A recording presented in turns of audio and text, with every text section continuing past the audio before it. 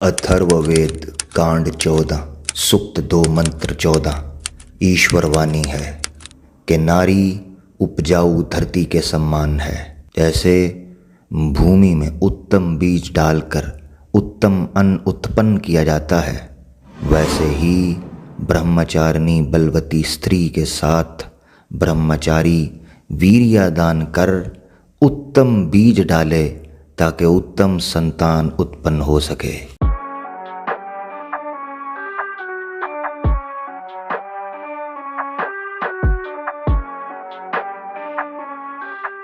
मैं हूं आमिर हक और आप सुन रहे हैं आवाज़ हक। दोस्तों, मैसेजेस में, ईमेल्स में और कमेंट्स में मुझे कुछ दोस्तों ने इन्फॉर्म किया कि वही घिसा पिटा पुराना गोबर नया पैकेट हिंदुत्व का चूं चूं का मुरब्बा दोबारा किसी मूवी के ऊपर ब्लैक मनी लगाकर वाइट करने की कोशिश की जा रही है। दिक्कत सिर्फ ये है दोस्तों कि कुत्ते की दुम तो टेढ़ी ही रहेगी। ये ना कोई आखिरी मूवी है ना कोई पहली। मेन मकसद यहाँ ये है कि जहाँ मुसलमानों को, अपनी ऑडियंस को अवेयर किया जाए, वहीं हम जो प्योर हार्ट या सिंसियर लोग हैं सनातन धर्म के अंदर, उनको समझाने का, समझने का प्रयास करते चले जाएंगे, क्योंकि हमें उनसे अच्छे की उम्मीद भी बहरहाल है। मूवी का नाम शुरू में हम दो हमारे 12 था, मगर थोड़ी सी कंट्रोवर्सी के बाद इसका नाम हमारे 12 रख दिया गया, जिसका वीडियो के आखिर में 12 बजाकर जवाब हम इनको ज़रूर देंगे। टीज़र ओपन होता है। ओपनिंग सीन में सूरह बकरा की आयत नंबर 223 पेश की जाती है और अब मशहूर ज़माना सो कॉल्ड घड़ा हुआ एतराज़ पेश किया जाता है कि कुरान में औरत को खेती कहा गया है। खेती। अब अकल के अंधे अपने धर्म के बारे में पढ़े नहीं, वगरना यह जानते कि अथर्ववेद में नारी की तुलना खेत से ही की गई है। इसी तरह महर्षि मनु जी ने स्त्री की तुलना खेत और भूमि से की है। अब सवाल यह है कि क्या ये अपने खेतों में खेती बाड़ी नहीं करते? अगर ये अपने खेतों में खेती बाड़ी नहीं करते हैं तो ये बच्चे सारे सनातन धर्म के टोरेंट से डाउनलोड किए हैं या जोमेटो से ऑर्डर किए थे। बस इतनी सी बात है कि एक औरत को खेती से तुलना इस बेस पर दी गई है कि जैसे खेती कल्याणकारी के लिए, अनाज के लिए, फूड के लिए, एग्रीकल्चर के लिए एक वाइटल रोल प्ले करती है भूमि और खेत, वैसे ही नारी, स्त्री सामाजिक तौर पर और पारिवारिक तौर पर उत्तम संतान को उत्पन्न करके अपना एक वाइटल रोल प्ले करती है। यही वजह है कि अथर्ववेद में जब स्त्री की तुलना खेत से की गई तो वहीं बयान किया गया, एक्सप्लेन किया गया कि क्यों स्त्री को खेत से तुलना उसकी की गई है। जैसे खेत में उत्तम बीज डालने पर उत्तम फल उत्पन्न होता है, वैसे ही स्त्री के इस खेत में उत्तम वीर्य डालने पर उत्तम संतान उत्पन्न होने के चांसेस बढ़ जाते हैं। दूसरा स्टेटमेंट ये सामने आता है कि औरत अगर हमल की हालत में भी हो और मर्द उसको बुलाए तो उसे ना करने की इजाज़त नहीं है। ना तो कुरान में और ना हदीस में किसी जगह पर भी इस मसले पर कोई बात की गई है।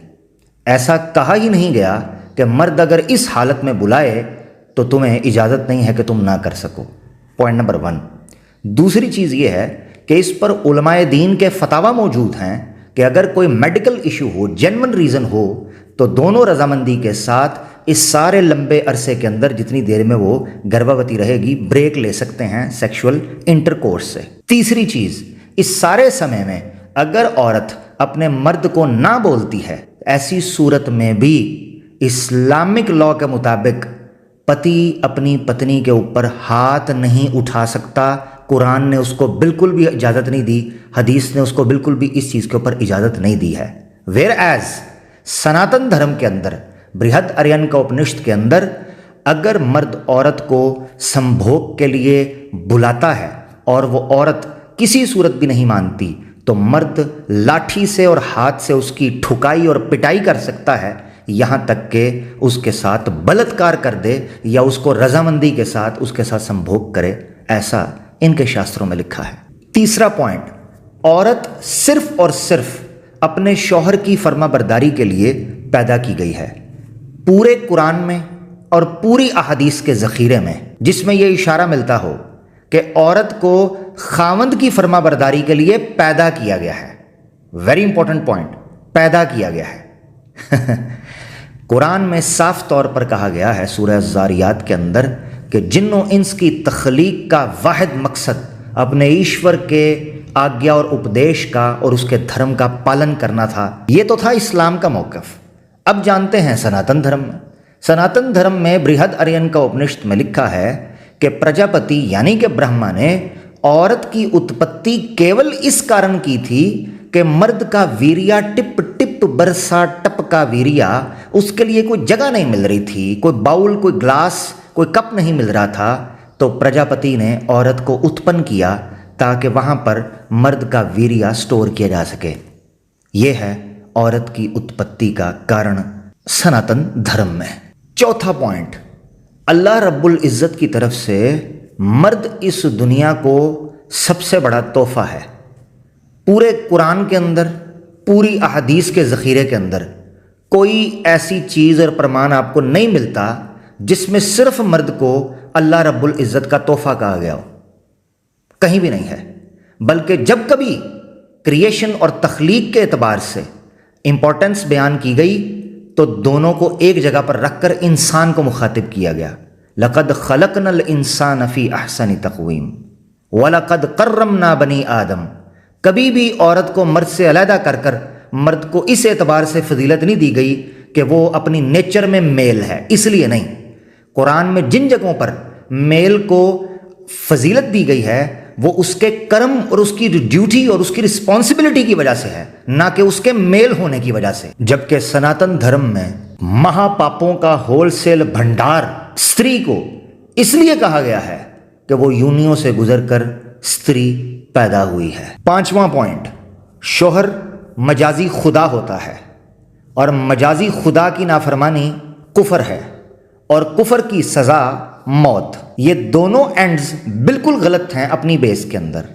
ना तो हर कुफर की सज़ा मौत है, वरना हर काफिर की सज़ा मौत होती, जबकि कितने ही काफिर हैं जो इस्लाम में ज़िंदा रहे, तारीख गवाह है।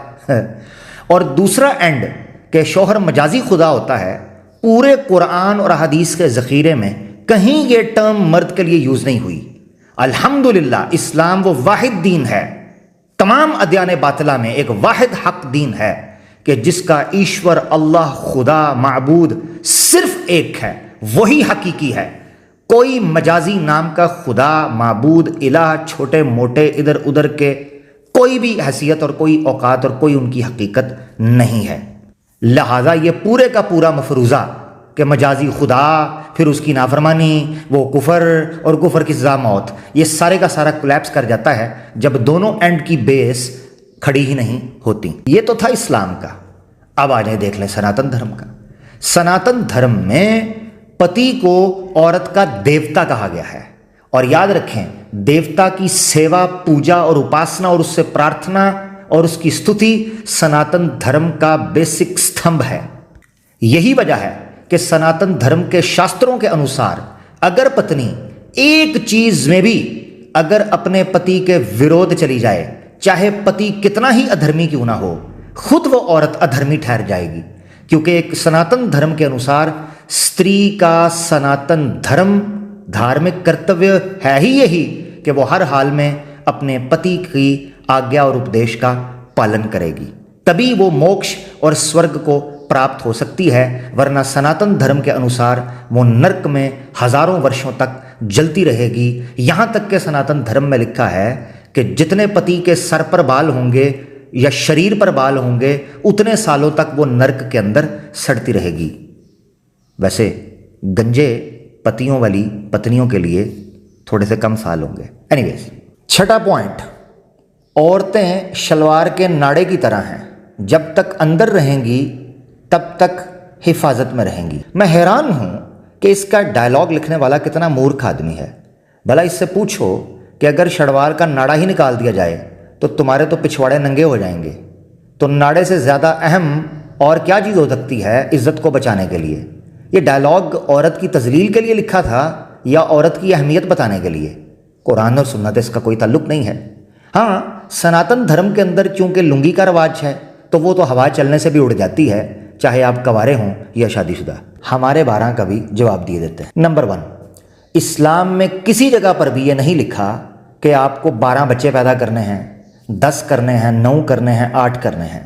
ये औरत और मर्द दोनों की जिम्मेदारी है, क्योंकि उन्होंने उनकी तरबियत करनी है कि वो देखें उनको कितने बच्चे इजीली अवेलेबल हो सकते हैं और वो कैपेबल हैं उन बच्चों की तरबियत करने के लिए। वेयर एज सनातन धर्म के अंदर वेदों के अनुसार तो 10 पुत्र करने हैं, चाहे तुम्हें नियोग ही क्यों ना करना पड़े, और 11वां अपने पति को समझना है। मगर आज आपको बताते चलें कि खुद वेद के अंदर, ऋग्वेद में ट्रांसलेशन श्री राम शर्मा आचार्य जी की आपकी स्क्रीन पर है, कि जिसमें मनु की पुत्री एक साथ 20 बच्चों को जन्म देती है। ये इंसान थे या जानवर, ये फैसला आप करें या मेडिकल साइंस, मगर यहां बात 12 से बढ़ चुकी है। हम 2 हमारे 20, इस पर कब बात की जाएगी? और याद रखें, नारी अंक जो गीता प्रेस गोरखपुर की है, उसमें तो लिखा है कि अगर कोई स्त्री 20 बच्चे पैदा करने के बाद भी मलाइका अरोड़ा की तरह फिट रहे तो ही उस औरत को उत्तम और महान माना जाता है। वरना ये खोखली किस्म की जो औरतें सनातन धर्म में दिखाई देती हैं, साड़ियाँ पहनकर बेचारी मोटी गोल गुलाटी, इस तरह की औरतों की वर्थ और वैल्यू सनातनी मर्दों की नज़र में गिर जाती है। हम 2 हमारे 20, इस पर क्या कहिएगा? अल्लाह हाफिज।